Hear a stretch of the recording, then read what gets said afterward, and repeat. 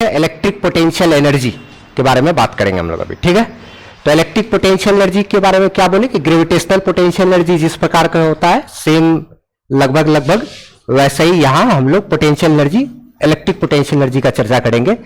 जैसे ये अर्थ का सरफेस है, अर्थ के सरफेस पे अगर कोई ऑब्जेक्ट रखा हुआ है, ठीक है, और इस ऑब्जेक्ट के ऊपर वर्क करके हम लोग अगर इसको, एक सेकेंड फैन ऑफ करो जरा, फैन वाला बटन ऑफ करो। तो जैसे अर्थ के सरफेस पे अगर कोई ऑब्जेक्ट रखा हुआ है, ठीक है, इसको उठा करके यहां से हम लोग, इसको उठा करके यहां से हम लोग क्या करते हैं, यहां तक लेकर के आते हैं, ठीक है।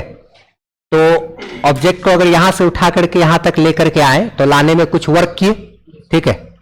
अच्छा, तो यही वर्क जो है इस ऑब्जेक्ट का पोटेंशियल एनर्जी के रूप में जमा हो जाता है ना। हम लोग एक बात ये सब चीज पढ़े कि अगर किसी ऑब्जेक्ट को क्या करते हैं, यहां से उठा करके अर्थ के सरफेस से एक पॉइंट तक लेकर के आते हैं, तो यहां तक लाने में हमको जितना वर्क करना पड़ेगा वही वर्क क्या कहलाएगा, इसका पोटेंशियल एनर्जी, ठीक है, पोटेंशियल एनर्जी हो गया। सेम वैसे ही यहां पर भी हम लोग को क्या करना पड़ेगा, चार्ज को इंफिनिटी से उठा करके लाएंगे, ठीक है, और लाने में जो हमको वर्क करना पड़ेगा वो भी सिस्टम का पोटेंशियल एनर्जी सब कहलाएगा। क्या है जरा देखते, बात करते। देखो जैसे यहां पर ये इंफिनिटी पर चार्ज रखा हुआ है, ठीक है। जैसे एक चार्ज है यहां पे, मान लिया जाए Q1, एक चार्ज है Q2 और Q3, ऐसे करके ढेर सारा चार्ज है, ठीक है। तो ढेर सारा चार्ज है। अब हम लोग एक काम करते हैं, इधर लेकिन कुछ नहीं है, ठीक।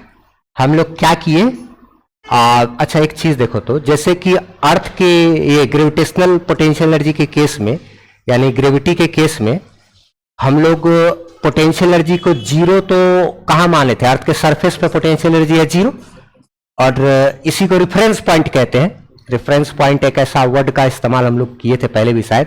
रेफरेंस पॉइंट वो पॉइंट होता है जहां पर कि कोई भी वस्तु का जो पोटेंशियल एनर्जी है वो जीरो होता है, जीरो माना जाता है, जीरो माना जाता है, ठीक है। अच्छा, यहां पर अभी अर्थ का सरफेस पे पोटेंशियल एनर्जी इसका जीरो माने है, ठीक है, ये रेफरेंस पॉइंट है। अब यहां से उठा करके यहां तक लाए तो कुछ वर्क किए, वही वर्क इसमें पोटेंशियल एनर्जी के रूप में जमा हो गया, और उस पोटेंशियल एनर्जी को हम लोग कहेंगे क्या, ग्रेविटेशनल पोटेंशियल एनर्जी, ठीक। अच्छा, अभी सारा चार्ज इंफिनिटी पर रखा हुआ है, तो जब हम लोग ऐसा मान करके चलते हैं कि इंफिनिटी पर अगर चार्ज रहता है तो उसके पास किसी प्रकार का कोई भी इलेक्ट्रिक पोटेंशियल एनर्जी नहीं है, तो ये इंफिनिटी क्या हो गया, रेफरेंस पॉइंट हो गया, ठीक है।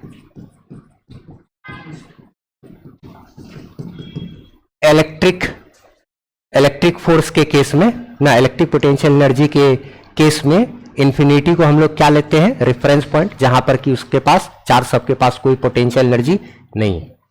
अच्छा, अगर हम लोग इस Q1 चार्ज को उठा करके जब यहां लेकर के आएंगे तो एक बात का ध्यान देना है, Q1 चार्ज को उठा करके जब हम लोग इधर लेकर के आ रहे थे तो उस समय पहले इधर कोई चार्ज वगैरह मौजूद नहीं, ठीक है। तो अगर इधर कोई चार्ज मौजूद नहीं है, कोई भी चार्ज मौजूद नहीं है, तो इस तरफ इलेक्ट्रिक फील्ड वगैरह भी नहीं है, ठीक है। तो जब हम इस Q1 चार्ज को लाएंगे तो उस दौरान इधर से कोई विरोध करने वाला भी नहीं है, ठीक है। तो हमको Q1 चार्ज को लाने में कोई वर्क नहीं करना पड़ेगा, ठीक है। तो जब Q1 को यहां से यहां तक लाएंगे तो उस दौरान हमारा वर्क हो जाएगा जीरो, ठीक है। अच्छा, तो यहां पे हम लोग एक बात लिखेंगे कि वर्क डन ना इन ब्रिंगिंग Q1 चार्ज बराबर W1 बराबर क्या हो गया, जीरो, क्योंकि इधर कोई इलेक्ट्रिक फील्ड वगैरह कुछ मौजूद था नहीं, पहले से कोई चार्ज था नहीं जो कि विरोध करता ना। कोई चार्ज रहता तब ना हम दूसरा कोई चार्ज लाते तो ये उस पर फोर्स लगाता, तो कोई विरोध करने के लिए नहीं था। जब इस Q1 को लेकर के आए इंफिनिटी से यहां तक तो वर्क डन हमारा जीरो था। अच्छा, अब चूंकि ये चार्ज यहां पर मौजूद है, अब हम लोग क्या करते हैं, जब इस Q2 चार्ज को लेकर के आएंगे तब ये तो विरोध करेगा। अच्छा ठीक है, तो जब ये विरोध करेगा तो मान लो यहां से हम लोग यहां से R डिस्टेंस पर, ठीक है, इस Q2 चार्ज को लेकर के आ रहे हैं, लाए और ला करके यहां पे रख दिए, यहां से लेकर के यहां आए। अच्छा ठीक है, यहां लेकर के आए। अच्छा ये भी पॉजिटिव चार्ज है, ये भी पॉजिटिव चार्ज है। अच्छा ठीक है, अभी जब ये Q1 ऐसे पहले तो कुछ नहीं था तो Q1 को ला के रख दिए तो रखा रहा है, लेकिन अभी इसी को फिक्स करके रखे हुए, पकड़ के रखे हुए मान लो, और इस Q2 को जब यहां लेकर के आए तो ये लगातार उस पर फोर्स लगा रहा था। अच्छा हम लोग जानते हैं Q1 चार्ज की मौजूदगी में Q2 चार्ज को जब लेकर के आते हैं तो कुछ वर्क तो करना पड़ता है।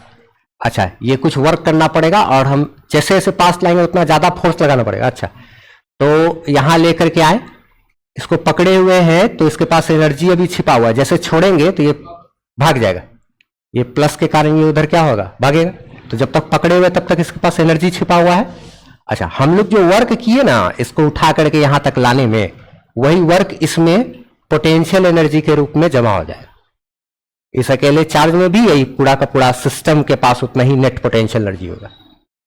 छोड़ेंगे तो अगर इसको भी फ्री कर दिया जाए, इसको भी फ्री कर दिया जाए तो दोनों फेंका जाएगा ना। अच्छा ठीक, तो पहला वाला को जब लेकर के आए तो कोई वर्क नहीं हुआ, दूसरा को जब लेकर के आए यहां तक तो कुछ वर्क करना पड़ा, वही वर्क इसके पोटेंशियल एनर्जी के रूप में जमा हो जाएगा। ठीक है, और वो पोटेंशियल एनर्जी हमारा कहलाएगा इलेक्ट्रिक पोटेंशियल एनर्जी।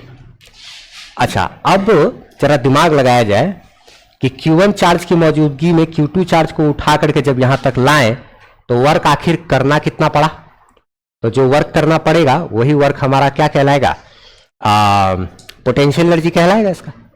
अच्छा ठीक, इस चार्ज का पोटेंशियल एनर्जी भी इसको बोल सकते हैं या फिर इस पूरा सिस्टम का भी पोटेंशियल एनर्जी बोल सकते हैं। इस पूरा सिस्टम का भी पोटेंशियल एनर्जी उतना ही है, क्योंकि अगर इसमें से एक चार्ज को गायब कर देंगे तो कुछ एनर्जी तो बचेगा नहीं। ठीक है, चार्ज जस का तस रखा रह जाएगा। अच्छा तो जैसे इसको लेके आए, लाने में हमको जो वर्क करना पड़ा वही वर्क इस चार्ज का पोटेंशियल एनर्जी। तो कोई जरा दिमाग लगाकर बता सकते हैं, ये Q1 चार्ज यहां है और इस P पॉइंट तक मान लो, यानी यहां पर ये कोई P पॉइंट है। ठीक है, इस Q2 चार्ज को जब Q1 की मौजूदगी में यहां पर लाए तो वर्क कितना करना पड़ा, ये हम लोग का पढ़ा हुआ है। देखो तो कितना करना पड़ेगा वर्क, Q1 की मौजूदगी में Q2 को लाने में किया गया वर्क कितना होगा। ध्यान नहीं जा रहा है, ध्यान दिलाते हैं। देखो Q1 चार्ज यहां पे है, R डिस्टेंस यहां पर, पोटेंशियल कितना होगा KQ1 बाय R। यहां पर पोटेंशियल जो होगा पहले ना potential at point P due to Q1 charge कितना होगा भाई, P पॉइंट पर पोटेंशियल कितना होगा। Q1 चार्ज से R दूरी पर पोटेंशियल होता है KQ1 by R, Q charge से R दूरी पर potential KQ by R, Q charge से R दूरी पर पोटेंशियल पढ़े हम। अच्छा ठीक, ठीक है, तो इस पॉइंट का पोटेंशियल इतना है। ठीक है, तो किसी पॉइंट का पोटेंशियल अगर दिया हुआ है, ठीक है, पॉइंट का पोटेंशियल दिया हुआ है तो वहां पर टोटल चार्ज को लाने में किया गया वर्क डन जो होता है वो एक तो इस तरीका से निकाल सकते हैं। एक एनसीईआरटी का क्वेश्चन किए थे एग्जांपल नंबर 2.1 ना, उसमें भी ऐसे था कुछ, Q चार्ज से यहां पे पोटेंशियल निकाले थे, फिर पोटेंशियल को चार्ज से गुना कर देने से वर्क निकलता है। अच्छा दो तीन तरीका से जानो, जैसे अगर किसी पॉइंट का पोटेंशियल 3 है, 3 जूल पर कूलम, या तो 3 वोल्ट बोलेंगे या फिर क्या बोलेंगे 3 जूल पर कूलम। अच्छा तो जैसे इस पॉइंट का पोटेंशियल अगर 3 जूल पर कूलम है, उदाहरण के लिए इसको हम अगर बोल दिए 3 जूल पर कूलम, भाई P पॉइंट का पोटेंशियल है 3 जूल पर कूलम, इसका अर्थ क्या हुआ, इसका जो मतलब है, मतलब ये हुआ कि प्रत्येक कूलम्ब इन्फिनिटी से उठा करके प्रत्येक कूलम्ब आवेश को, प्रत्येक कूलम्ब चार्ज को पी पॉइंट तक लाने में 3 जूल का वर्क करना पड़ता है। यानी हर एक कूलम्ब के लिए 3 जूल, 2 कूलम्ब के लिए यहां तक, 2 कूलम्ब को यहां तक लाने में 6 जूल ना, 5 कूलम्ब को लाने में 5 या 15 जूल। ये 3 जूल पर कूलम्ब का मतलब, इस पॉइंट का पोटेंशियल अगर 3 जूल पर कूलम्ब है तो इसका अर्थ यही ना हुआ कि अगर इन्फिनिटी से उठा करके 1 कूलम्ब चार्ज को यहां लाएंगे तो 1 कूलम्ब चार्ज को यहां तक लाने में किया गया वर्क डन होगा 3 जूल। 2 कूलम्ब चार्ज को लाएंगे तो 6 जूल ना, 2 गुना 3 जूल। 3 कूलम्ब चार्ज को लाएंगे तो 3 गुना 3 जूल, यानी कि 9 जूल। 4 कूलम्ब चार्ज को यहां तक लाएंगे तो 4 तिया 12 जूल। अच्छा, Q2 चार्ज को लाएंगे तो Q2 इंटू 3, उतने में वर्क करना पड़ेगा। ये बात समझे ना, 3 जूल पर कूलम्ब इस पॉइंट का पोटेंशियल है। इसका अर्थ यही होता है कि इन्फिनिटी से उठा करके आप यदि 1 कूलम्ब चार्ज को लाओगे यहां तक तो इन्फिनिटी से उठा करके 1 कूलम्ब चार्ज को लाने में 3 जूल वर्क करना पड़ेगा। 3 जूल प्रत्येक कूलम्ब के लिए वर्क करना पड़ेगा ना। तो 2 कूलम्ब के लिए 2 गुना 3, Q2 चार्ज के लिए Q2 इंटू 3 ना। तो देयरफॉर हम लोग ऐसा लिख सकते हैं, क्या लिख सकते हैं कि वर्क डन ना in bringing charge Q2 from infinity to point P is W2 बराबर ये VP, P पॉइंट का पोटेंशियल गुना क्या, Q2 चार्ज। अच्छा, ये चीज एनसीईआरटी का एग्जाम्पल नंबर 2.1 हम लोग क्लास में कर दिए थे। हाँ, उसी के जैसा वही सेम सवाल ही है एक तरह से ये, ठीक है। तो ये जो W2 जो वर्क हमको करना पड़ा, तो P पॉइंट का पोटेंशियल हो गया K Q1 bye R into क्या, Q2। तो W2 is equal to K Q1 Q2 by क्या, R। तो हम जो ये चार्ज का जो सिस्टम तैयार किए, एक Q1 को लाए और Q2 को ला करके एक चार्ज का जोड़ा तैयार कर लिए।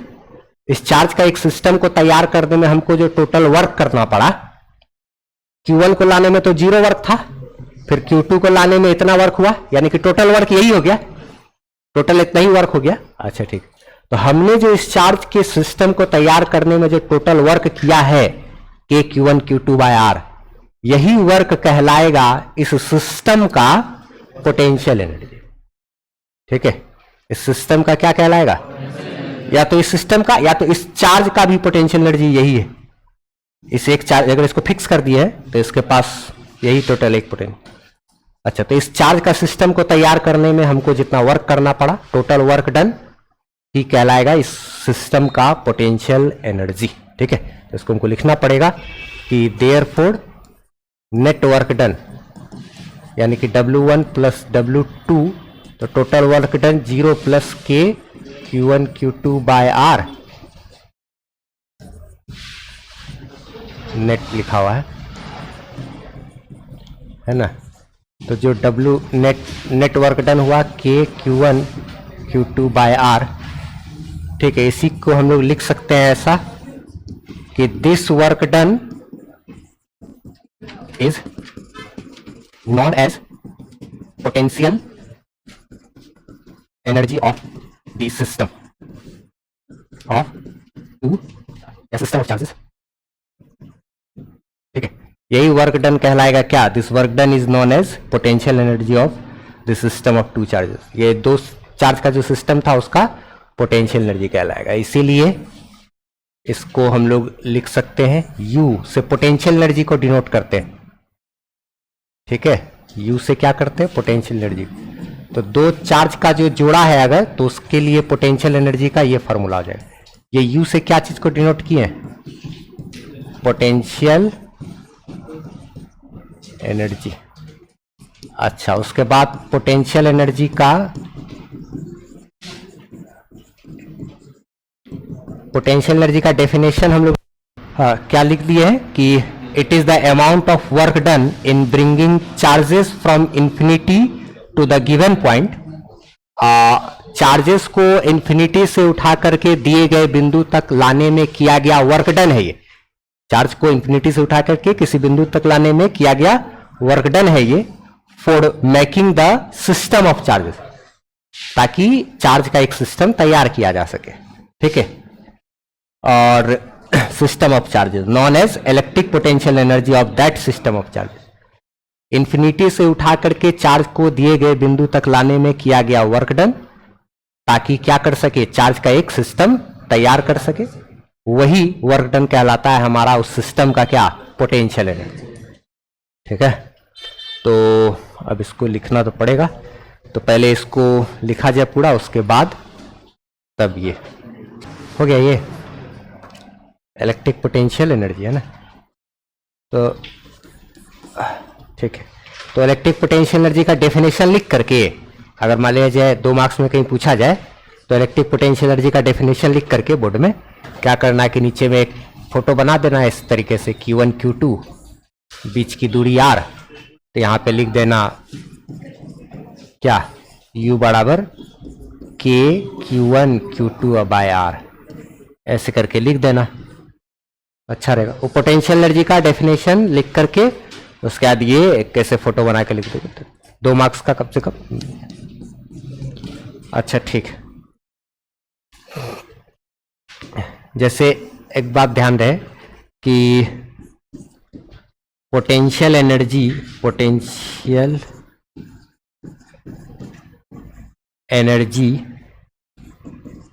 For some system of charges.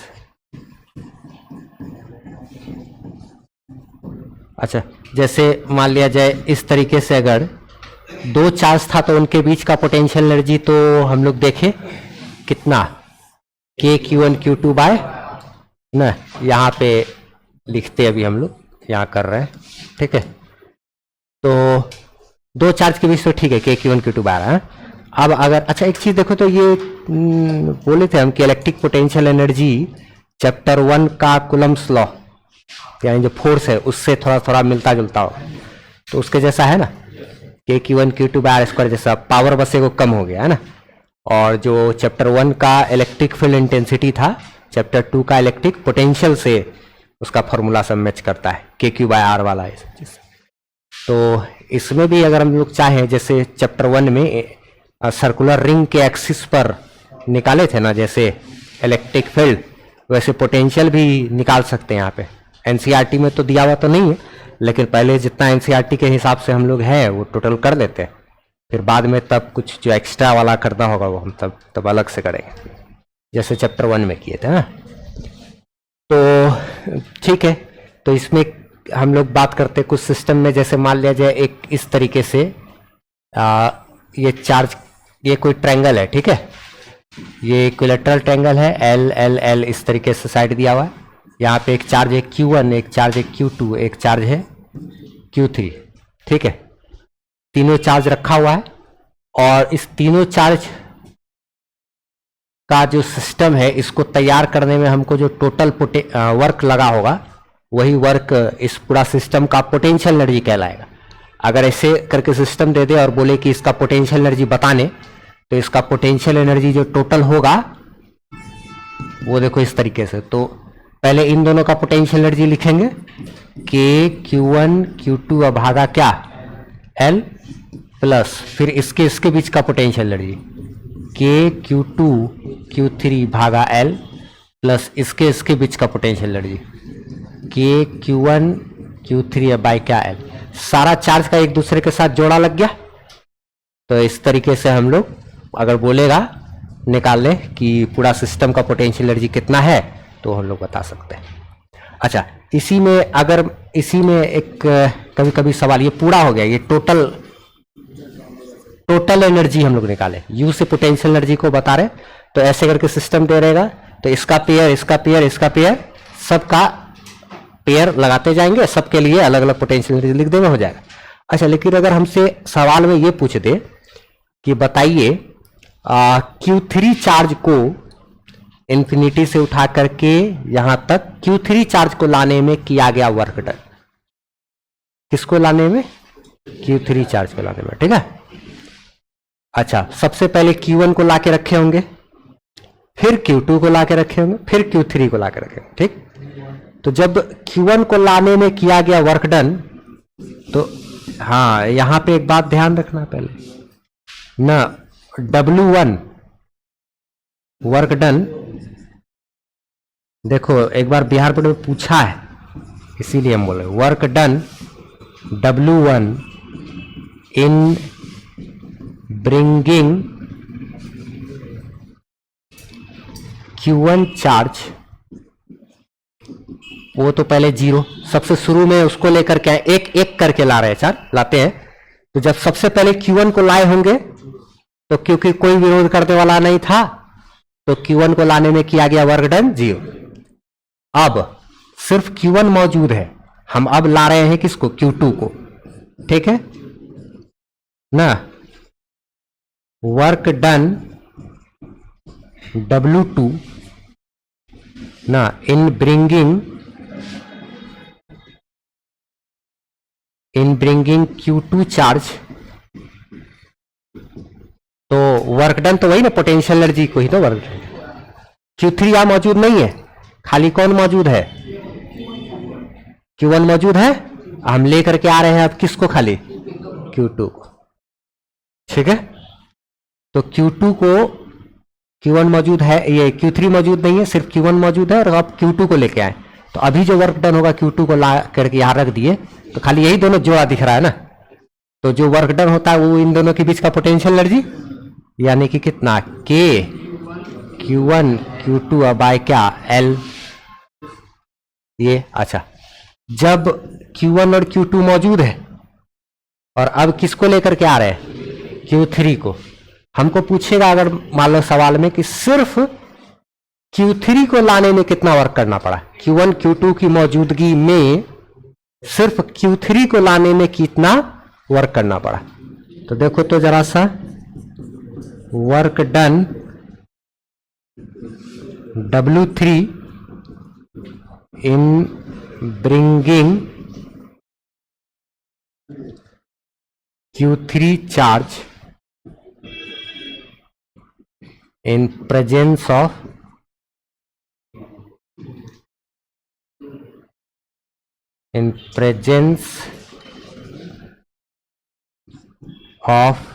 Q1 and Q2 is, देखो Q1 और Q2 की मौजूदगी में Q3 चार्ज को लाने में किया गया जो वर्क डन होगा, तो जब Q3 को लाएंगे तो ये भी विरोध करेगा, Q2 भी और Q1, ठीक है। तो Q2 के कारण भी वर्क हो जाएगा और Q1 के कारण भी वर्क हो, तो इसके कारण एक वर्क डन मतलब एगो पोटेंशियल एनर्जी जोड़ा वाला, ऐसा टाइप का फॉर्मूला। और इसके कारण भी जो वर्क करना पड़ा, तो इसके कारण भी एक जोड़ा लगेगा। तो इस Q3 चार्ज को जब लेकर के आए, तो Q2 जो विरोध कर रहा था उसके कारण जो वर्क इस पर हुआ, तो K Q2 Q3 अब बाय क्या? L, अब प्लस इसके कारण जो इस पर वर्क हुआ K Q1 Q3 अब बाय क्या? अच्छा, अगर हमको सवाल में एक बार ऐसे क्वेश्चन पूछा हुआ है बिहार बोर्ड में, ठीक है, बोर्ड एग्जाम में पूछा हुआ है, अक्सर पूछ सकता है कहीं भी किसी भी बोर्ड एग्जाम में। तो इसमें क्या पूछा था, ये Q3 को खाली लाने में कितना वर्क करेगा। तो Q1 Q2 मौजूद है और हम लोग लेकर के आ रहे हैं सिर्फ किसको? Q3 को। तो जब Q3 को लाए तो इसका मतलब का Q2 इसका विरोध कर रहा है, और कौन विरोध कर रहा है? Q1। तो इसके कारण इसमें इस पर जो वर्क हुआ वो इतना हुआ, और इसके कारण जो इस पर वर्क हुआ वो। अच्छा, अगर बोले कि इस पूरा सिस्टम को तैयार करने में टोटल वर्क डन कितना करना पड़ा, यानी कि टोटल इसका एनर्जी चाहिए, तो इस Q2 का भी वर्क जोड़ देंगे, तो इसको और इसको जोड़ देंगे, तीनों जुट जाएगा तो टोटल ऊर्जा मिलेगा हमको। लेकिन अगर सिर्फ सवाल में पूछा है कि सिर्फ Q3 को लाने में कितना वर्क किए Q1 Q2 की मौजूदगी में, तो ये वाला अच्छा लिखो इसको तो लिखो ओके। इसी पे आधारित इस टाइप का सवाल एनसीईआरटी का एग्जाम्पल नंबर 2.4 है, तो चाहे तो बना सकते हैं। तो लास्ट हम लोग पढ़े थे जितना, एक ट्रायंगल था, ट्रायंगल के कॉर्नर सब पर अगर वर्टिसेस पर अगर चार्जेस को रख देते हैं तीनों कोना पे, तो सिस्टम का पोटेंशियल एनर्जी निकालने का फॉर्मूला बताए थे कि सबका जोड़ा लगाना पड़ता है ना। अच्छा, उसी में एक आगे अगर मान लिया जाए इस तरीके से क्वेश्चन दिया हुआ रहे ऐसे करके, ठीक है, ये एक स्क्वायर जैसा है, यहाँ एक चार्ज Q1 है, यहाँ Q2 है, Q3 है, Q4 है, ये चारों चार्ज का एक सिस्टम तैयार किए हैं। इन दोनों के बीच की दूरी अगर R1, इनके बीच की दूरी या R1 नहीं R है, ये सारा डिस्टेंस हमारा क्या है R, ठीक है। तो अगर हमको बोलेगा कि इसमें इस पूरा सिस्टम का पोटेंशियल एनर्जी बताइए, ये जो चारों चार्ज का जो ये सिस्टम है इसका हमको क्या बोलेगा, पोटेंशियल एनर्जी बताना है, ठीक है। तो इसमें हमको क्या करेंगे, हर चार्ज का अपना अपना पेयर लगाएंगे, ठीक है। तो पोटेंशियल एनर्जी अगर बोलेगा, U से पोटेंशियल एनर्जी को डिनोट करते हैं, यहाँ पे इलेक्ट्रिक पोटेंशियल एनर्जी की बात हो रही है। तो पहले इन दोनों चार्ज का जोड़ा लगाएंगे, तो कितना K Q1 Q2 by R, ठीक है। अच्छा, प्लस इन दोनों चार्ज का फिर K Q2 Q3 बाय क्या R, प्लस इन दोनों चार्ज का K Q3 Q4 बाय क्या R, ठीक है, प्लस इनका K1 हाँ Q4 बाय क्या R। और भी पेयर लगेगा ना, 1 और 3 के बीच का भी, 1 और 3 का पेयर में ना है यहाँ पे कहीं दर्शाए, तो 1 और 3 का भी पेयर बनाएंगे। तो 1 और 3 का pair K Q1 Q3 bye क्या, यहां से यहां तक की दूरी कितनी होगी R√2, हाँ डायगोनल लेंगे ना, वर्ग का विकर्ण R√2। अच्छा, प्लस इनके बीच का K Q2 Q4 बाय क्या, तो ये हमारा जो है ना सारा को जोड़ेंगे, ये टोटल पोटेंशियल एनर्जी होगा, ठीक। ये एक इस टाइप का ये क्वेश्चन जो है एग्जाम्पल नंबर एनसीईआरटी का 2.4 से मिलता जुलता सवाल है, उसमें भी इसी तरीके से दिया हुआ है, कॉर्नर सब पे चार्ज दिया हुआ। तो एक बार उसको बनाने का कोशिश करना है, ठीक है, ट्राई करना है। एग्जाम्पल नंबर 2.4 ये इस तरीके से चार ये दिया हुआ है ना, तो बनाने का कोशिश करना है इसको, ठीक है। एग्जाम्पल नंबर 2.4, क्योंकि ऐसा ही मिलता जुलता सवाल इसको क्या किया है ना, बिहार बोर्ड में भी पूछा हुआ है, ठीक है। अच्छा चलो, और उसका क्वेश्चन सब भी हम लोग को करना है। तो यहाँ तक ये हो गया, ठीक है। अब हम लोग आगे बात करते हैं। तो ये हो गया है, अब हम लोग इसके बाद potential energy in an external field वो पढ़ेंगे हम लोग अगला टॉपिक, ठीक है। तो लिखा जाए इसको फटाफट से, फिर अगला टॉपिक हम लोग स्टार्ट करेंगे, potential energy in an external field, ठीक है। इससे पहले हम लोग बात किए क्या कि अगर दो चार्ज का सिस्टम दिया हुआ है या फिर दो या दो से अधिक चार्ज का सिस्टम दिया हुआ है, तो उनके बीच आपस में क्या पोटेंशियल एनर्जी होता है। जैसे अगर दो चार्ज है तो उनके बीच पोटेंशियल एनर्जी होगा K Q1 Q2 by R, है ना। अच्छा, दो से ज्यादा है तो सबका पेयर लगाना पड़ता था। अच्छा ठीक, तो वो अलग टॉपिक था। आज अब हम लोग स्टार्ट करेंगे क्या, potential energy in an external field. कोई एक एक्सटर्नल इलेक्ट्रिक फील्ड है, उसमें हम लोग पोटेंशियल एनर्जी का चर्चा करेंगे। चार्ज अगर रखा हुआ है, कोई चार्ज अगर एक्सटर्नल इलेक्ट्रिक फील्ड में रखा हुआ है तो उसके पास कितना पोटेंशियल एनर्जी होगा, इसका चर्चा करेंगे। क्या समझते हैं potential energy of a single charge पहले, मतलब जैसे कि अगर यहां पे एक इलेक्ट्रिक फील्ड दिया हुआ है, ठीक है,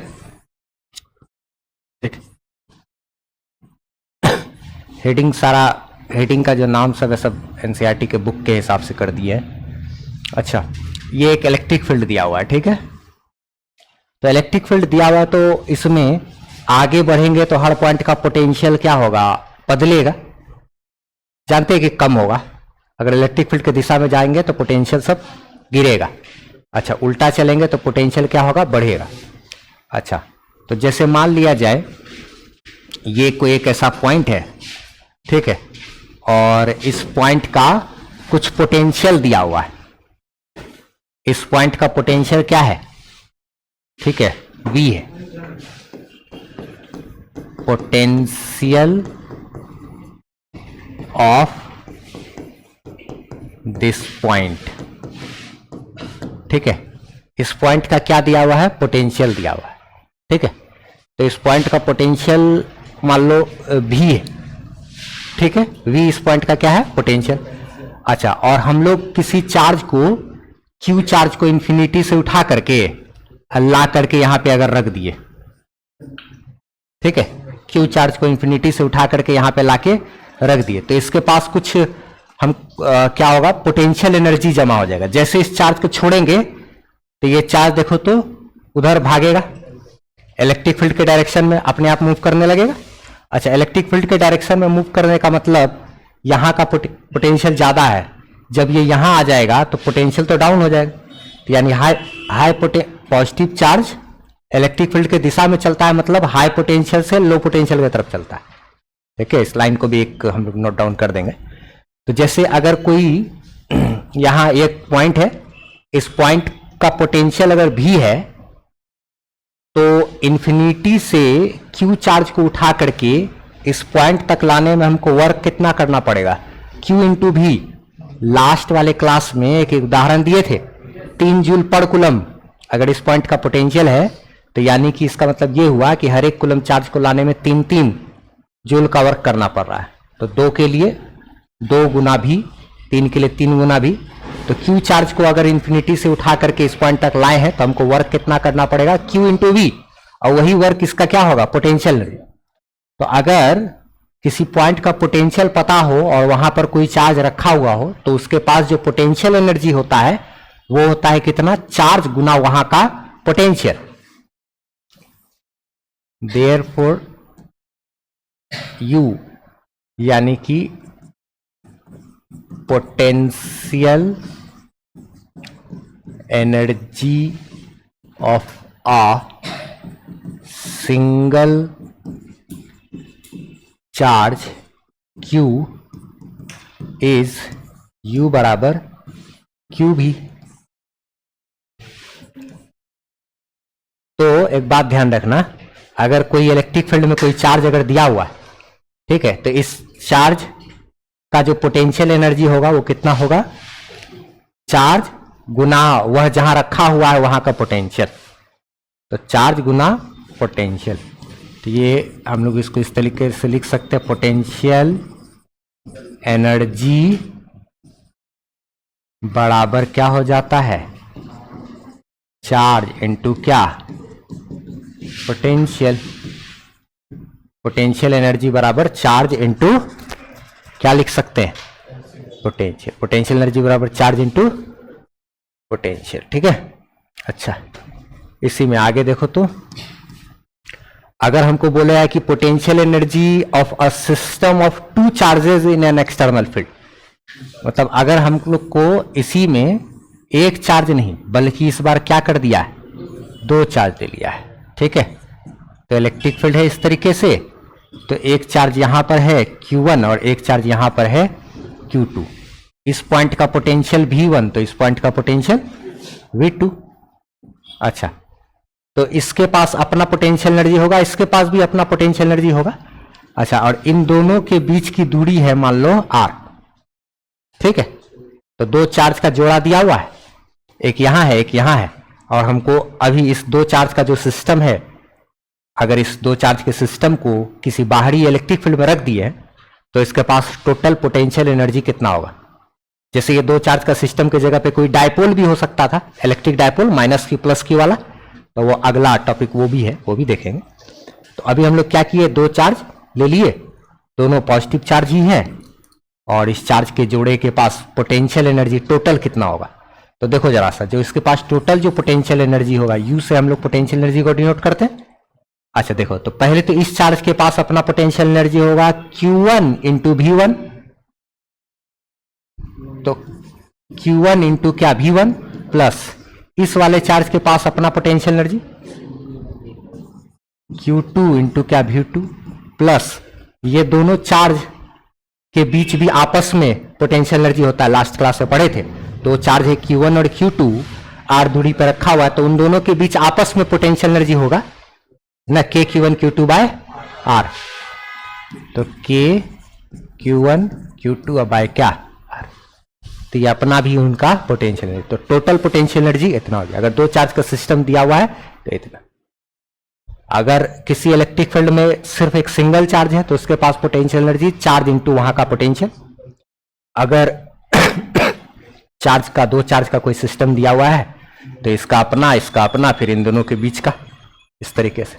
अच्छा, इसी में अगर पोटेंशियल एनर्जी दिया हुआ है किसका देखना है, कोई डायपोल का, तो यानी कि जो यहां पे जो सिस्टम है वही चीज, बस इसमें कहानी क्या है, थोड़ा सा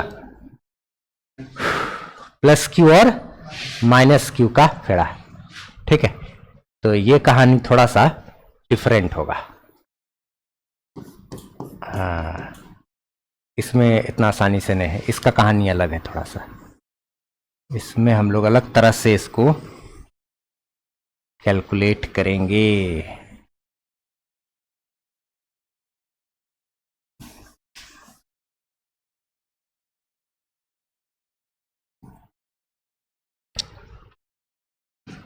तो ये इस तरीके से इलेक्ट्रिक फील्ड दिया हुआ है, ठीक है।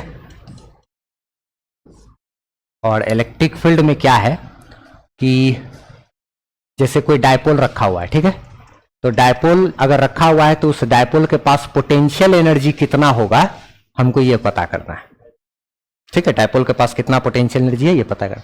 वहां तो दोनों प्लस की चार्ज था, तो उसको छोड़ते तो दोनों, हाँ, अपना उनके बीच आपस में रिपल्सन होता कुछ। अच्छा, ठीक है, जाता होता है। यहां पर देखो डायपोल के पास एक अलग तरह का पोटेंशियल एनर्जी होगा। डायपोल को इस तरीके से अगर हम लोग रख देते हैं तो यहाँ पे पॉजिटिव चार्ज, यहाँ पे नेगेटिव चार्ज, जैसे इसको छोड़ेंगे ना तो ये डायपोल ऐसे क्या होगा, घूम जाएगा। यानी कि जब डायपोल, क्योंकि ये वहां पे पॉजिटिव चार्ज है, यहाँ पे नेगेटिव चार्ज है, तो पॉजिटिव चार्ज पर इलेक्ट्रिक फील्ड की दिशा में फोर्स लगेगा।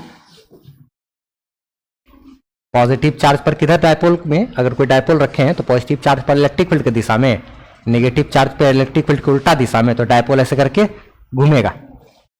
लाइन है, डायपोल क्या होगा, ऐसे घूमेगा। तो जब घूमेगा इसके पास, ठीक है, ऐसे घूमा, यानी जब तक इसको ऐसे पकड़े हुए थे तब तक शांत था, जैसे छोड़े तो ये ऐसे घूमा। इसका मतलब जब तक यहां पकड़े हुए थे तो इसके पास एनर्जी छिपा हुआ था, और छोड़े तो ये क्या हो गया, घूमा। उसी छिपे हुए पोटेंशियल एनर्जी को के कारण ये क्या हो गया, घूमा ऐसे करके, पॉजिटिव पे उधर, नेगेटिव पे इधर, ये घूम, तो टॉर्क आया है ना। अच्छा, ठीक। तो पोटेंशियल एनर्जी इसमें मालूम, इसमें किस प्रकार का पोटेंशियल एनर्जी जमा है, वही जो हम लोग ऐसे करके ऐसे यहां घुमा करके इसको पकड़े हुए हैं ना, बस इसके पास अब पोटेंशियल एनर्जी है। जैसे छोड़ेंगे तो ये घूमेगा, ठीक है। तो अच्छा, ठीक है। तो कोई भी वस्तु में जो पोटेंशियल एनर्जी आता है तो उसका रिफरेंस पॉइंट से उसको जब खिसकाते हैं तो वैसा करने में जितना वर्क डन करना पड़ता है वही वर्क डन उसके पोटेंशियल एनर्जी के रूप में जमा होता है। याद करो, कई बार किए हुए हैं। जैसे अर्थ का सरफेस है, ठीक है, वर्ल्ड लोड हो रहा था क्या, 1 मिनट पंखा बंद करो तो पास हो जाएगा। हाँ, क्या बोल रहे थे?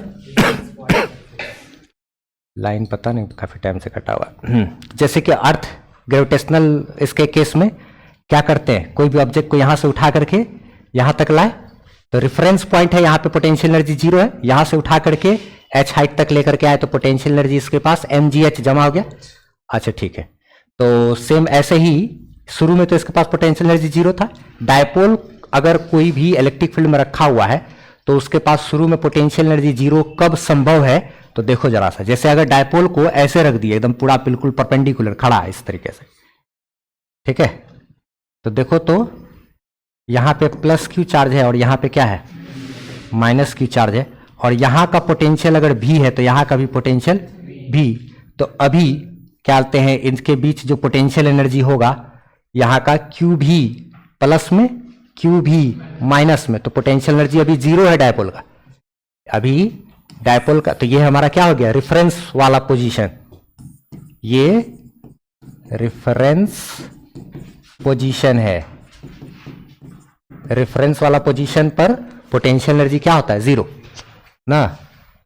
तो यानी कि इनिशियली एट क्या, थीटा बराबर 90 डिग्री, पोटेंशियल एनर्जी बराबर क्या होगा, जीरो ना। ये थीटा बराबर 90 डिग्री पे, ठीक है। इनिशियली एट थीटा बराबर 90 डिग्री, थीटा किसके किसके बीच, इलेक्ट्रिक फील्ड और डायपोल के बीच। डायपोल का एंगल किधर लेते हैं, माइनस क्यू से प्लस क्यू के तरफ। अच्छा ठीक है। उसके बाद अब हम लोग क्या किए, इनिशियली इसके पास पोटेंशियल एनर्जी जीरो है, अब इसको घुमा करके हम लोग यहां ऐसे लेकर के आएंगे, ठीक है। इसको घुमा करके क्या करने वाले हैं, कुछ थीटा एंगल तक लेकर के आएंगे, और लाने में हमको जो वर्क करना पड़ेगा वही वर्क इसका पोटेंशियल एनर्जी के रूप में जमा हो जाएगा। तो अब इस डायपोल को हम लोग क्या करने वाले हैं, थोड़ा रोटेट करेंगे, ठीक है। तो जैसे इसी डायपोल को अगर हम लोग रोटेट करके क्या किए, ऐसे मान लो ये थीटा 1 एंगल से 90 डिग्री से घुमा करके क्या किए, इसको थीटा एंगल पर लेकर के आगे, 90 डिग्री से घुमा करके कहां तक लेकर के आए, थीटा एंगल पर, और हमको घुमा करके इसको जो लेकर के आए, उस दौरान जो हम वर्क करेंगे वही वर्क इसके पोटेंशियल एनर्जी के रूप में जमा हो जाएगा, ठीक है। तो यहाँ पे प्लस क्यू और यहाँ पे क्या है, माइनस क्यू। अच्छा ठीक है।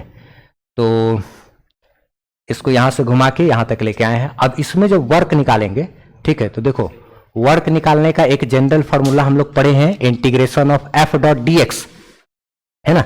तो यहां पर जो फोर्स लग रहा है घुमाने वाला, हम लोग तो जानते हैं कि डायपोल को अगर किसी यूनिफॉर्म इलेक्ट्रिक फील्ड में रखते हैं तो उस पर नेट फोर्स जीरो होता है ना, प्लस क्यू, या इस पे क्यू ई उधर, इस पे क्यू ई इधर, कैंसिल आउट हो जाता है, नेट फोर्स जीरो हो जाता है। तो यहाँ पे टॉर्क है जिसके कारण ये घूम रहा है, तो फोर्स का काम यहाँ पे तो घूमने के कारण वर्क हो रहा है, तो यहाँ पे फोर्स के जगह पे आ जाएगा टॉर्क। यहाँ पे एक बात ध्यान रखना है कि थीटा 1 इनिशियल एंगल क्या है, 90 डिग्री, और थीटा 2 हमारा क्या है, थीटा है। थीटा 2 हमारा क्या है, कोई थीटा एंगल है। तो हम लोग थीटा 1 एंगल से घुमा के इसको कहां तक लाए, थीटा 2 तक, यानी कि 90 से घुमा के कहां तक किए, थीटा एंगल तक। यहां पे जो वर्क होगा ना, वो वर्क हमारा पता है किसके कारण निकलेगा, टॉर्क के कारण। अच्छा, ये जो फोर्स का काम कर रहा है, वो जो नॉर्मल फोर्स होता है जब सीधा लाइन में लगाते हैं तो नॉर्मल फोर्स लीनियर फोर्स हो गया, ये एंगुलर फोर्स जैसा इसको टॉर्क को कह सकते हैं। या कि हमको यहाँ पे ऐसा फोर्स जो घुमाने का काम करता हो वो हमारा टॉर्क होता है, टॉर्क हमारा घुमाने वाला फोर्स है। और ये हमारा डिस्प्लेसमेंट है, एंगल में डिस्प्लेसमेंट, कितना एंगुलर डिस्प्लेसमेंट किया, एंगल में भी डिस्प्लेसमेंट होता है, एक एंगल वाला डिस्प्लेसमेंट होता है और एक सीधा लाइन वाला होता है। सीधा लाइन वाला होता है वो नॉर्मल लीनियर फोर्स के कारण, और ये एंगुलर फोर्स यानी कि वो जो टॉर्क है हमारा, टॉर्क के कारण एंगुलर डिस्प्लेसमेंट आता है, एंगल कितना घूमा वो बताता है। तो वही फोर्स एफ डी एक्स वाला ही फॉर्मूला है, लेकिन यहाँ पे कैसा फोर्स लगेगा, टॉर्क आएगा, और ये एंगल वाला डिस्प्लेसमेंट आएगा। इसमें एंगल हम लोग कहाँ से, थीटा 1 एंगल से थीटा 2 एंगल तक घुमाने में जो हमको वर्क करना पड़ेगा वही वर्क हमारा पोटेंशियल एनर्जी के रूप में जमा हो जाएगा। तो पहले वर्क का फॉर्मूला निकाल लेते हैं और उसमें फिर थीटा 1 और थीटा 2 डाल देंगे, ठीक है। तो यहाँ पे देखो बहुत आसान ही है, वो जनरल जैसे थीटा 1, ये पहले हम जनरल फॉर्मूला निकाल लेते हैं, थीटा 1 और थीटा 2, ठीक है। तो ये थीटा 1 का मतलब इनिशियल एंगल और ये फाइनल एंगल ना, इनिशियल एंगल और ये क्या है, फाइनल एंगल, वो छोटा सा ही है। तो उसके बाद देखो तो टॉर्क का formula P E sine theta D theta, अच्छा वर्क डन। पी ई तो कांस्टेंट है, उसको बाहर निकाल लेंगे, ठीक है। थीटा 1 से थीटा 2 तक पी ई को बाहर निकाल लिए, अंदर में क्या बचा खाली, साइन थीटा डी थीटा, ठीक है। तो वर्क डन बराबर पी ई को बाहर किए हुए हैं, साइन थीटा का इंटीग्रेशन माइनस कॉस थीटा, ध्यान रखना, माइनस साइन थीटा का integration minus cos theta, theta 1 से कहां तक, थीटा 2 तक इंटीग्रेट करेंगे तो देखो तो जरा सा क्या आएगा अपने पास, वर्क डन बराबर पीई इंटू, एक बार ये वाला एंगल बैठाएंगे तो क्या होगा, माइनस कॉस थीटा 2, और उसमें से घटाएंगे, क्या घटाएंगे भाई, तो माइनस कॉस थीटा 1। देखो तो माइनस कॉस थीटा था ना, तो इसमें एक बार माइनस कॉस थीटा 2 में से घटा दिए, माइनस कॉस थीटा की जगह क्या थीटा 1 कर दिए, ऊपर वाला एक बार थीटा की जगह बैठाए माइनस, एक बार थीटा की जगह क्या किए नीचे वाला बैठाए, ये इंटीग्रेशन होता है। अच्छा तो वर्क डन बराबर देखो तो पीई इंटू ये क्या है, ये माइनस माइनस प्लस, अच्छा minus cos theta 2 plus cos theta 1, तो वर्क डन बराबर क्या आया, पीई, देखो तो ये वर्क डन का एक जनरल फॉर्मूला भी हो जाएगा, वर्क डन बराबर पीई इंटू ये कॉस थीटा 1 को पहले लिख देते हैं, कॉस थीटा 1 माइनस क्या कॉस थीटा 2। अच्छा कभी डायपोल को घुमाने में किया गया वर्क डन अगर पूछेगा ना तो ये भी एक डेरिवेशन हुआ अपने आप में, ये भी एक वीवीआई चीज होगी अपने आप में।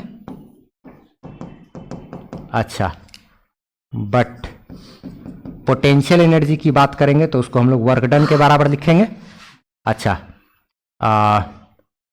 पोटेंशियल एनर्जी बराबर वर्क डन इफ थीटा 1 का मान क्या 90 और थीटा 2 हमारा क्या है कोई थीटा, तब ना थीटा एंगल पर कितना पोटेंशियल एनर्जी होगा, यानी कि 90 से थीटा एंगल तक लाने में किया गया वर्क डन क्या है वो निकालेंगे अगर, तो वर्क डन बराबर पीई इंटू, ये वर्क डन का जनरल फॉर्मूला है, वर्क डन का general formula PE into cos theta 1 यानी कि initial angle minus cos theta 2 यानी कि फाइनल एंगल।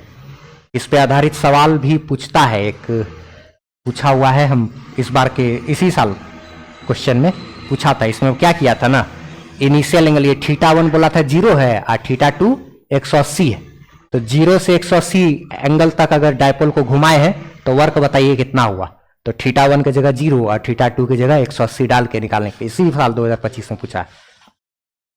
खैर तो ये वर्क डन वाला फॉर्मूला भी अपने आप में इंपॉर्टेंट हो गया, और प्लस पोटेंशियल एनर्जी भी यहां निकाल देते। ये वर्क डन हमारा कौन सा चीज होगा, ये पोटेंशियल एनर्जी ही है ना, तो ये potential P into cos theta 1 के जगह पे, कॉस थीटा 1 के जगह पे क्या 90 माइनस कॉस थीटा 2 के जगह पे क्या कॉस थीटा, तो ये यही पोटेंशियल एनर्जी ही हमारा कितना आया पीई इंटू क्या माइनस कॉस थीटा, यानी कि पोटेंशियल एनर्जी बराबर माइनस पीई कॉस थीटा, यही फॉर्मूला होता है पोटेंशियल एनर्जी का formula minus PE cos theta. Potential energy का फॉर्मूला क्या है माइनस पीई कॉस थीटा, यानी कि क्योंकि U बराबर क्या माइनस पीई कॉस थीटा, तो इसी चीज को ऐसे लिख सकते हैं पोटेंशियल एनर्जी बराबर माइनस पीई कॉस थीटा को लिखेंगे वेक्टर P डॉट ई, इसी को क्या लिखेंगे वेक्टर P डॉट क्या ई, तो पोटेंशियल एनर्जी का ये फॉर्मूला होता है। ठीक है, तो पोटेंशियल एनर्जी का ये फॉर्मूला गया, अगर कोई डायपोल रखा हुआ है यूनिफॉर्म इलेक्ट्रिक फील्ड में तो उसके पास पोटेंशियल एनर्जी होगा कितना माइनस पी कॉस थीटा, जहां पे थीटा उसका एंगल हो गया, इलेक्ट्रिक फील्ड के साथ कितना वो एंगल बना रहा है ना, here theta is angle between dipole moment and electric field, dipole moment और इलेक्ट्रिक फील्ड के बीच का एंगल, ये फॉर्मूला हमको ध्यान में रखना है। अच्छा इसमें हम लोग इधर वाला तो सब कुछ तो ठीक है, कोई भी चार्ज के पास जो पोटेंशियल एनर्जी होता है चार्ज इंटू वहाँ का पोटेंशियल। अच्छा इसमें अगर बात किए तो उसका अपना अलग इसका अलग और फिर इन दोनों के बीच का, फिर इसमें अगर डायपोल में यहाँ पर अगर करेंगे तो यहाँ पे अलग तरह का पोटेंशियल एनर्जी हम लोग डिनोट कराएंगे। यहाँ पे भी अगर तुम चाहते तो ऐसा कर सकते थे, इसका पोटेंशियल एनर्जी क्यू भी अलग QV1 और इसका QV2, फिर इन दोनों के बीच का पोटेंशियल एनर्जी, तो इन दोनों के बीच का अगर आपस में लेंगे ना तो जो डिस्टेंस होगा वो तो 2a यानी कि बहुत छोटा सा डिस्टेंस, वो सब के कारण जो है पोटेंशियल एनर्जी उसको को नेग्लेक्ट करते हैं। यहाँ पे खाली जो है पोटेंशियल, इसमें उस तरीके से पोटेंशियल एनर्जी लेने के बजाय हम लोग पोटेंशियल एनर्जी का ये तरीका निकालेंगे। ये पूछाने वाला चीज़ है, हो सकता है तुमसे पूछे है कि अगर किसी डायपोल को रोटेट करते हैं θ1 एंगल से θ2 एंगल तक, तो रोटेट करने में कितना वर्क डन करना पड़ता है, वो वर्क डन करके हमको बताया कि निकालिए 2 मार्क्स में या कुछ भी, तो वो पूछ सकता है। क्योंकि ये जो सेम डेरिवेशन है ना, एक बार चैप्टर नंबर 5 में भी आता है। वहां पे चैप्टर नंबर 5 में क्या रहेगा, मैग्नेटिक फील्ड, और उसमें कोई मैग्नेटिक निडल होगा। मैग्नेटिक निडल बोले तो कोई बार मैग्नेट या इस तरीके से, उसका भी नॉर्थ पोल होगा, साउथ पोल होगा, उसमें पोटेंशियल एनर्जी कितना होगा या वो घुमाने में वर्क कितना करना पड़ेगा, सेम डेरिवेशन हम लोग करेंगे। बस जहां जहां यहाँ PE साइन थीटा है ना, तो वहां आ जाएगा MB साइन थीटा और D थीटा। ऐसे ही एंगल, ऐसे ही सारा चीज, सब कुछ यही फॉर्मूला आएगा। तो यहाँ पे P के जगह वहां M हो जाएगा, E के जगह B हो जाएगा, -m.b। चैप्टर नंबर 5 में सेम डेरिवेशन, तो यहाँ जो किए वही चीज वहां भी आ जाएगा। तो पोटेंशियल एनर्जी किसी डायपोल के पास इतना होता है, इसमें ध्यान रखना है। लिख लो इसको। ये तो हम लोग जान रहे थे कि चल ठीक है, डायपोल को रखेंगे अगर यूनिफॉर्म इलेक्ट्रिक फील्ड में, उसके पास पोटेंशियल एनर्जी कितना होगा, -p.E, यानी कि -P cos थीटा। अच्छा, जहां पे थीटा क्या है, वो डायपोल मोमेंट और इलेक्ट्रिक फील्ड के बीच का एंगल। डायपोल मोमेंट का डायरेक्शन निगेटिव चार्ज से पॉजिटिव चार्ज की तरफ होता है, डायपोल मोमेंट और इलेक्ट्रिक फील्ड के बीच का एंगल होता था। ठीक है, अच्छा, वर्क डन वगैरह कैलकुलेट करके हम लोग वर्क डन, पहले वर्क डन निकाले थे, PE इंटू क्या, cos θ1 माइनस cos θ2 ऐसे लिखे थे। अच्छा ठीक है, फिर θ1 को 90 और θ2 को थीटा बोले थे। ये सब चीज करके हम लोग यहाँ पे ये पोटेंशियल एनर्जी बराबर क्या, थीटा एंगल पर पोटेंशियल एनर्जी P cos θ, वही माइनस में, यहाँ का माइनस इस पर छूट गया है, तो -P.E यानी कि -P cos θ हम लोग निकाले। अच्छा ठीक, अच्छा एक बात और हम लोग पढ़े थे कि अगर मान लिया जाए कभी भी, जैसे अगर कोई इलेक्ट्रिक फील्ड में अगर 2 पॉजिटिव चार्ज है जो कि रखा हुआ है, तो उनके पास पोटेंशियल एनर्जी जो होता था, एक इस चार्ज का, एक दूसरा चार्ज का, फिर उन दोनों के बीच का। तो डायपोल भी रखेंगे अगर, तो वहां पर भी क्या होगा, एक निगेटिव चार्ज का पोटेंशियल एनर्जी, एक पॉजिटिव चार्ज का पोटेंशियल एनर्जी, और एक जो पोटेंशियल एनर्जी होगा वो उन दोनों के जोड़ा के वजह से होगा ना, जिसमें कि हम लोग लिखते हैं ना KQ1 इंटू Q2 बटे बीच की दूरी, ऐसा वाला कुछ। तो अगर उसी सेम चीज को यहाँ पर भी NCERT में अगर थोड़ा सा देखोगे, तो डेरिवेशन वगैरह करके, ये जो NCERT जो डेरिवेशन किया है, यानी कि जो हम लोग जो डेरिवेशन निकाले हैं, पोटेंशियल एनर्जी बराबर क्या, -P.E या -P cos θ, उसके बाद इस चीज का थोड़ा सा एक्सप्लेन किया है NCERT यहाँ पर भी। ठीक है, NCERT का अगर किताब देखोगे, ठीक, तो उसमें भी इसी चीज को एक्सप्लेन करके रखा है यहाँ पे NCERT। ठीक है, उसमें जो है तुम्हारा क्या किया है, जैसे कि अगर मान लिया जाए हम लोग अगर डायपोल को इस तरीके से रखते हैं, तो -Q चार्ज और क्या है, +Q चार्ज है। ठीक है, तो यहाँ का पोटेंशियल होगा अगर V1, तो यहाँ का पोटेंशियल V2, और इन दोनों चार्ज के बीच की दूरी क्या होती है, 2a। तो जो पोटेंशियल एनर्जी है, तो इसके अकॉर्डिंग, इसके हिसाब से कुछ पोटेंशियल एनर्जी, और यहाँ पर क्या, इसका अपना अलग कुछ पोटेंशियल एनर्जी होगा। ठीक है, अच्छा, अगर इसी डायपोल में अगर ऐसे टेढ़ा है रखा हुआ, ठीक है, तो यहाँ का अपना Q, माइनस में Q इंटू V1, यहाँ पे क्या प्लस में Q इंटू क्या V2, यहाँ पे अपना कुछ अलग। तो इसके पास पोटेंशियल एनर्जी होगा -Q इंटू V1, अब प्लस इसके पास क्या होगा, Q इंटू क्या V2। अच्छा ठीक है, उसके बाद प्लस में एक और पोटेंशियल एनर्जी होगा इन दोनों चार्ज के बीच का, दोनों चार्ज के बीच का potential energy K into Q into क्या -Q भागा 2a। तो ये 3 प्रकार का ये भी तो आएगा ना पोटेंशियल एनर्जी, यही चीज यहां पे लिखा है। ठीक है, ये जैसे पॉजिटिव चार्ज, 2 पॉजिटिव चार्ज का जोड़ा था, तो उसके लिए लिखे थे ना इक्वेशन, वैसे ही अगर minus Q plus Q charge का जो जोड़ा है उसके लिए भी हम लोग चाहे तो इक्वेशन को लिख सकते हैं, चाहे तो हम लोग भी क्या कर सकते हैं, इक्वेशन को वैसे लिख सकते हैं। लेकिन हमारा जो ये वाला पोटेंशियल एनर्जी आया है इसको यू डैश से डिनोट करो अगर, तो जो पुराना पोटेंशियल एनर्जी हम लोग जो डिराइव करके निकाले वो तो माइनस पी डॉट ई है, क्या है माइनस पी डॉट ई, यानी कि माइनस पी कॉस थीटा हम लोग निकाले। ये वाला पोटेंशियल एनर्जी थीटा एंगल पर जो ये पोटेंशियल एनर्जी आ रहा है, ये पोटेंशियल एनर्जी और जो हम लोग यहां पर इस तरीके से पोटेंशियल एनर्जी को जो दिखा रहा है यू डैश करके, ये इस चार्ज का अपना, इस चार्ज का, फिर इन दोनों के बीच का, तो दोनों तो थोड़ा सा अलग दिख रहा है, ठीक है, क्योंकि हम लोग दो चार्ज का जो जोड़ा था, दो पॉजिटिव चार्ज का जोड़ा, उसके लिए भी पोटेंशियल एनर्जी का फॉर्मूला पढ़े थे ना। अच्छा ठीक है, तो दोनों के लिए देखोगे अगर तो अलग अलग सा डिनोट कर रहा है, ठीक है।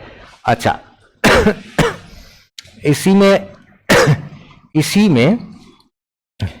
इसी में जो हम लोग अभी जो कैलकुलेट करेंगे, ठीक है, तो हम लोग जो कैलकुलेट कर रहे हैं पोटेंशियल एनर्जी, यही चीज यहां पर भी लिखा हुआ भी है एनसीईआरटी में कि वी नोट दैट, क्या कि ये जो यू डैश है ये हमारा पुराना वाला पोटेंशियल एनर्जी से क्या है, अलग हो रहा है, ठीक है।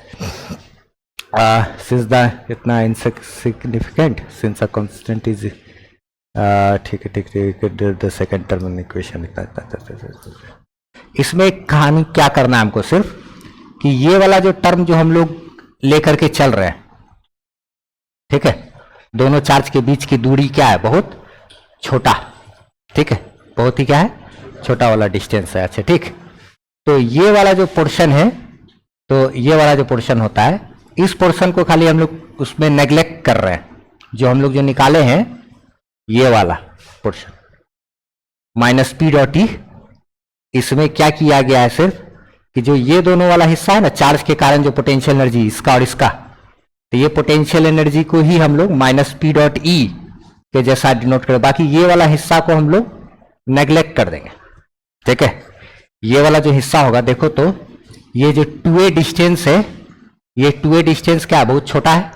अच्छा ठीक है, ये बहुत छोटा सा चीज है, इससे जब तुम भाग दोगे तो क्या होगा, ये टोटल टर्म पर क्या असर पड़ेगा, ये टोटल टर्म का जो मान है वो बड़ा हो जाएगा।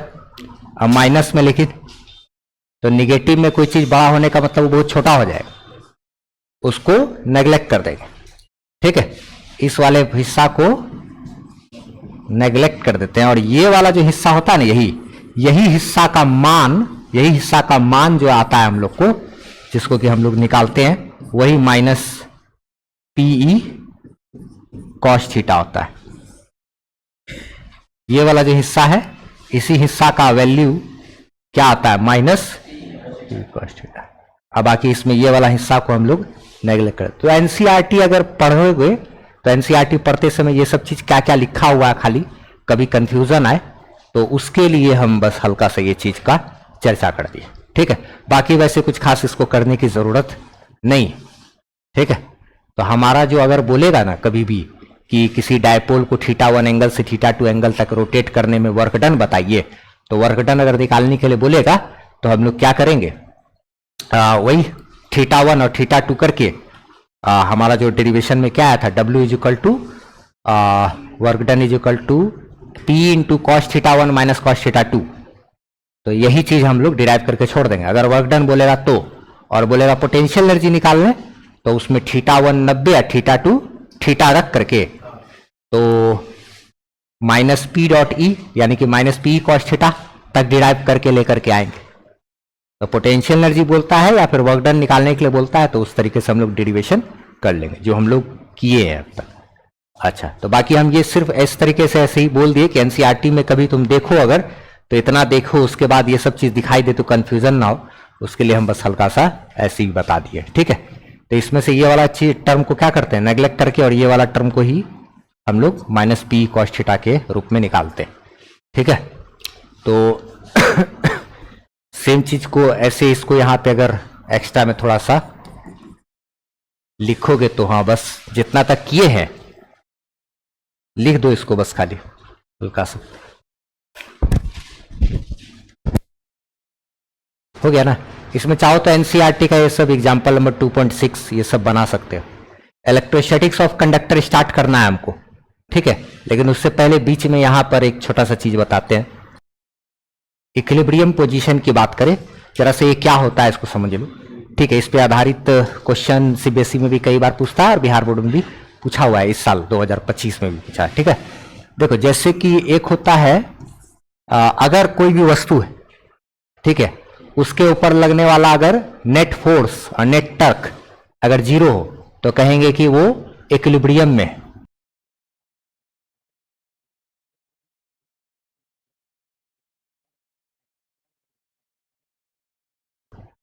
कोई भी ऑब्जेक्ट इक्विलिब्रियम में कहलाएगा यदि उस पर लगने वाला नेट टर्क और नेट फोर्स क्या हो, जीरो। तो नेट टर्क यानी कि घूम भी नहीं रहा हो और नेट फोर्स भी जीरो है ना। नेट फोर्स जीरो का मतलब उसका रफ्तार ना बढ़ रहा है ना घट रहा है, जैसा रफ्तार है वैसा है। अगर चल रहा है एक समान रफ्तार से तो चल रहा है, अगर रुका हुआ है तो रुका हुआ है।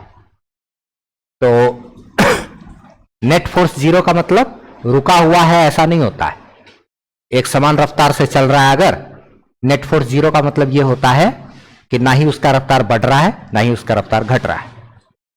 रफ्तार अगर रुका हुआ है तो रुक ले, अगर चल रहा है एक समान रफ्तार से तो एक ही समान रफ्तार से चल रहा है, उसका वेलोसिटी यानी कि रफ्तार बदल नहीं रहा, ये होता है।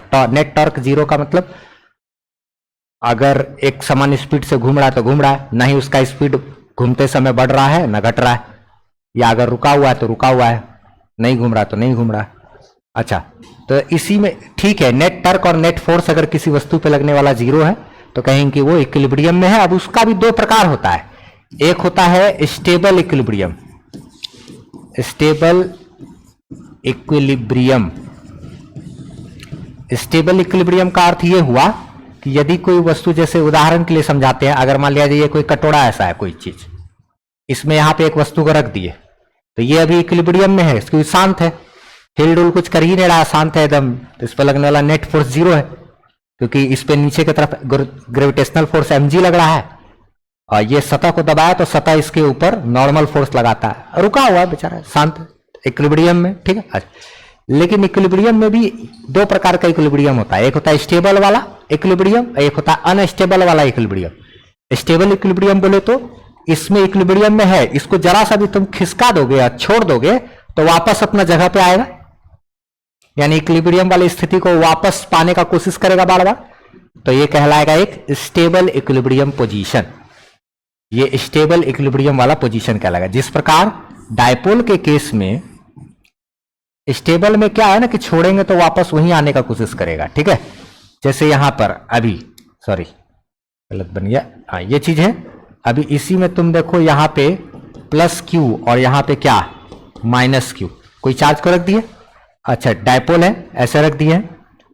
अच्छा अब देखो तो इस डायपोल में इस पे उधर का फोर्स इधर का फोर्स बराबर, नेट फोर्स तो जीरो है, और रही बात टॉर्क की तो पॉजिटिव चार्ज पे उधर फोर्स, निगेटिव पे इधर फोर्स, तो ये तो घूमेगा भी नहीं, क्या पेन है, इस पे पॉजिटिव चार्ज, इस पे उधर फोर्स लगाएंगे और इस पे इधर फोर्स लगाएंगे तो भी ये नहीं घूमेगा। अच्छा ठीक है, तो अभी ना ही इस पे नेट फोर्स लग रहा है ना ही नट टर्क लग रहा है, टर्क भी नहीं लग रहा है, घूमेगा भी नहीं, छोड़ देंगे तो जैसा तस रहेगा। पॉजिटिव चार्ज पे उधर फोर्स, निगेटिव पे इधर, पॉजिटिव पे उधर फोर्स, निगेटिव पे इधर, उधर और इधर, तो घूमेगा थोड़े। अच्छा तो अभी ये इक्विलिब्रियम में तो है लेकिन स्टेबल इक्विलिब्रियम कहलाएगा ये, काहे देखो इसमें देखो इलेक्ट्रिक फील्ड डायपोल दोनों एक ही डायरेक्शन में, थीटा तो यहाँ 0 डिग्री हुआ। एक बात ध्यान दो, यहां पे अगर तुम पॉजिटिव चार्ज को और इस डायपोल को अगर तुम ऐसे घुमा के छोड़ दोगे तो पॉजिटिव चार्ज पे उधर फोर्स लगेगा, नेगेटिव पे इधर लगेगा, तो वापस से आना चाहेगा, अपना जगह को वापस पाने का कोशिश करेगा ना, try to regain its original position, अपना पोजीशन को वापस पाने का कोशिश करेगा, तो स्टेबल इक्विलिब्रियम, ठीक है। इसमें क्या हो रहा है, ट्राई टू रीगेन इट्स क्या ओरिजिनल पोजीशन, अपना ओरिजिनल पोजीशन को वापस पाने का कोशिश करता है। इसमें थीटा बराबर 0 degree, electric field dipole moment दोनों एक ही डायरेक्शन में, ठीक है। अच्छा दूसरा होता है क्या, अनस्टेबल इक्विलिब्रियम पोजीशन, ठीक है। अनस्टेबल इक्विलिब्रियम पोजीशन बोले तो एक कटोरा है, उल्टा करके रख दिए, यहां पे ऐसे छोड़ दिए, अभी भी तो ये शांत है, स्थिर है, ठीक है। नेट फोर्स 0 है, कुछ हो ही नहीं रहा, स्थिर है तो इक्विलिब्रियम में सरफेस पर रखा हुआ है अच्छे से। लेकिन यहां कहानी ये है कि अगर इसको हम इक्विलिब्रियम पोजीशन से हटाएंगे हल्का सा भी तो फिर वापस नहीं आएगा ना, ना ना, never try to regain its original position, अपना ओरिजिनल पोजीशन को वापस पाने का कोशिश इस स्थिति में नहीं करेगा, फेंक दिए तो चला ही जाएगा, ठीक है। इसमें देखो तो डायपोल के केस में इलेक्ट्रिक फील्ड है और यहां पे उल्टा रखे हैं माइनस क्यू और यहां क्या है प्लस क्यू, ठीक है। इसमें देखो तो क्या होगा, पॉजिटिव चार्ज यहां है, नेगेटिव चार्ज यहां है। अच्छा, इसमें अगर हम ऐसे घुमा देंगे तो पॉजिटिव ऐसे घुमाए तो वापस नहीं आएगा, क्यों? क्योंकि देखो जैसे ऐसे पॉजिटिव को यहां करेंगे, ये पॉजिटिव पे तो उधर फोर्स लगता है इलेक्ट्रिक फील्ड के उल्टा डायरेक्शन, और नेगेटिव पे क्या होगा इधर, तो पॉजिटिव पे जब उधर फोर्स लगेगा तो हल्का सा भी इसको जब तुम ऐसे करोगे तो ये पॉजिटिव पे उधर फोर्स लग के इसको और उधर घुमा देगा, ये पॉजिटिव है ना, जैसे तुम हल्का सा भी इसको ऐसे अभी तो इस पर पॉजिटिव चार्ज पे इधर, पॉजिटिव चार्ज पे इलेक्ट्रिक फील्ड के डायरेक्शन में फोर्स, नेगेटिव पे उल्टा, पॉजिटिव को इधर से धक्का मार रहा है, नेगेटिव को उधर से धक्का मार रहा है, तो अभी घूमेगा नहीं ये। अच्छा, यहां पे अगर तुम पॉजिटिव चार्ज यहां है, यहां नेगेटिव है, इस पॉजिटिव को हल्का सा तुम ऐसे तिरछा करोगे तो ये पॉजिटिव पे किधर फोर्स लगेगा, उधर इलेक्ट्रिक फील्ड की दिशा, तो ये इसको और उधर लेके चला जाएगा, वापस आने का कोशिश नहीं करेगा।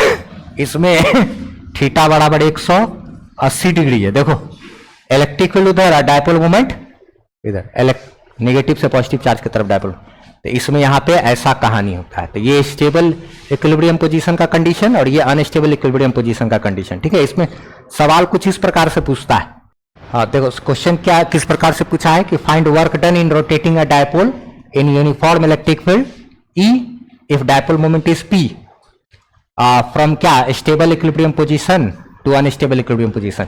स्टेबल इक्विलिब्रियम पोजीशन से घुमा के अनस्टेबल इक्विलिब्रियम पोजीशन तक डायपोल को रोटेट करने में कितना वर्क डन करना पड़ेगा। ये क्वेश्चन कई बार 5-6 बार सीबीएसई में पूछा है, फिर उसके बाद बिहार बोर्ड में इस साल पूछ दिया था 2025 में, ठीक है।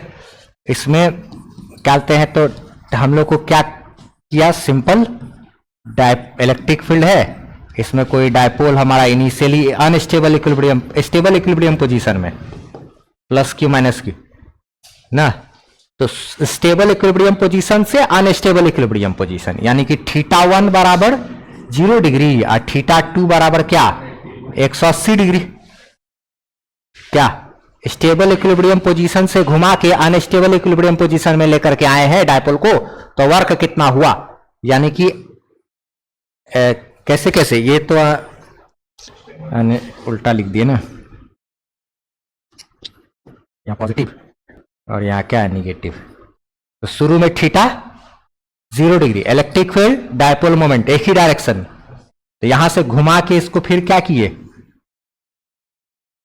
अनस्टेबल वाला सिचुएशन, फिर बाद में ये वाला सिचुएशन लेकर के आए माइनस क्यू प्लस क्यू, θ1 इस केस में और θ2 θ1 0 डिग्री और θ2 180, तो बताना है क्या कि वर्क डन कितना हुआ, यही ना। तो वर्क डन का फॉर्मूला हम लोग जानते हैं, क्या जानते हैं भाई, वर्क डन बराबर P इंटू कॉस θ1 माइनस क्या कॉस θ2, तो वर्क डन बराबर PE into dipole moment P दिया हुआ है, इलेक्ट्रिक फील्ड E दिया हुआ है, कॉस θ1 यानी कि कॉस 0 माइनस क्या कॉस 180, तो PE कॉस 0 क्या आता माइनस, कॉस 0 क्या आता 1, अच्छा कॉस 180 क्या आता है -1, तो work done is equal to PE into क्या 1 प्लस क्या 1 1 + 1 हाँ therefore work done is equal to क्या, 2PE। अगर डायपोल मोमेंट का वैल्यू दिया रहता तो यहां डाल देते, इलेक्ट्रिक फील्ड का वैल्यू दिया रहता तो यहां डाल देते क्या। तो इस तरीके से स्टेबल इक्विलिब्रियम पोजीशन और अनस्टेबल इक्विलिब्रियम पोजीशन का ये कंडीशन हुआ। ये पॉपुलर चीज है, ध्यान रखना है इसको। अच्छा, पिछले साल 2025 में तो खैर पूछ दिया बिहार बोर्ड में, तो चांस तो नहीं। चलो पहले इसको लिखते हैं, फिर उसके बाद ये वाला किया जाए।